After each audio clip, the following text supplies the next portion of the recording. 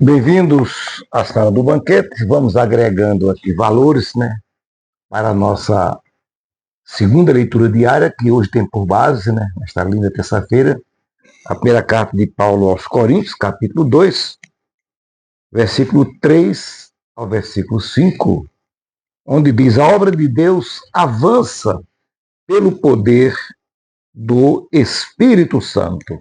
Estou com a Bíblia aqui de estudo John Wesley. E eu quero acompanhar a leitura através dela, que a maioria está em Atos Apóstolos. Nós sabemos que a primeira carta aos Coríntios foi escrita para uma igreja inserida em uma sociedade que exaltava a sabedoria humana, a retórica sofisticada e a habilidade dos grandes oradores. Corinto era um importante centro comercial e cultural do mundo greco-romano, onde os filósofos e mestres disputavam prestígio por meio de discursos eloquentes. Nesse contexto, Paulo faz um contraste entre a sabedoria humana e a sabedoria revelada por Deus. Ao recordar sua chegada à cidade, que registra em Atos 18, o apóstolo afirma que o nascimento da igreja em Corinto não ocorreu por causa de sua capacidade intelectual ou de sua habilidade retórica, mas pela atuação poderosa do Espírito Santo.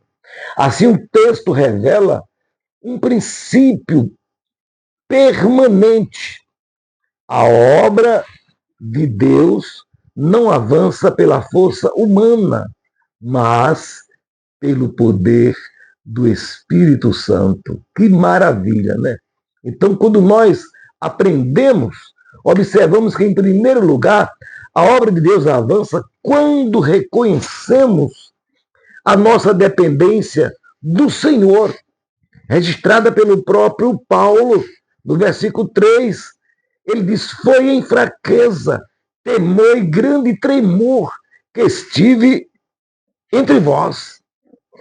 A expressão fraqueza, do grego, astérnia, não indica deficiência moral ou falta de fé, mas a consciência da limitação humana. Paulo havia experimentado perseguições, rejeições, dificuldade em sua caminhada missionária. Só é ler Atos 16 e 18. Ao chegar a Corinto, ele reconhece que não possuía em si mesmo os recursos necessários para produzir conversão. Que coisa maravilhosas! As palavras temor e tremor não descrevem covardia, mas reverência diante da grande responsabilidade de anunciar o Evangelho. Paulo compreendia que estava ali representando o próprio Cristo e que somente Deus poderia abrir os corações dos ouvintes. Alguém acha que hoje alguém se converte pela eloquência? Engano. Esse versículo ensina que Deus frequentemente manifesta seu poder através de servos que reconhecem sua total providência dele. Dependência do Senhor. A força da igreja não está na autoconfiança, mas na confiança do Senhor. Em segundo lugar, nós observamos que a obra de Deus avança pela atuação do Espírito Santo e não pela habilidade humana. O versículo 4 registra isso do nosso texto da leitura diária. A minha linguagem, quando Paulo diz a minha pregação, não consistiram em palavras persuasivas de sabedoria, mas em demonstração do Espírito e de poder. Veja que Paulo não despreza o conhecimento, nem condena o uso da razão. O que ele rejeita é a confiança na eloquência como um meio de produzir fé. A expressão grega, quando ele diz aqui, apodex penotro, daicomeios, traduzida como demonstração do Espírito e de poder, indica a confirmação objetiva da mensagem pela atuação do Espírito Santo. O Espírito autentica a palavra, convence o pecado, o homem, né, convence o homem do pecado, o pecador do pecado, iluminando assim o entendimento e produz arrependimento e transforma vidas. Enquanto os oradores gregos impressionavam pela forma do discurso, Paulo desejava que seus ouvintes fossem impactados pelo poder do Evangelho e pela ação divina que acompanhava a sua proclamação. O verdadeiro crescimento da igreja nunca depende apenas da capacidade do pregador. Métodos, estratégias e boa comunicação têm o seu valor, absolutamente sim, mas somente o Espírito Santo pode regenerar o pecador e produzir uma transformação permanente.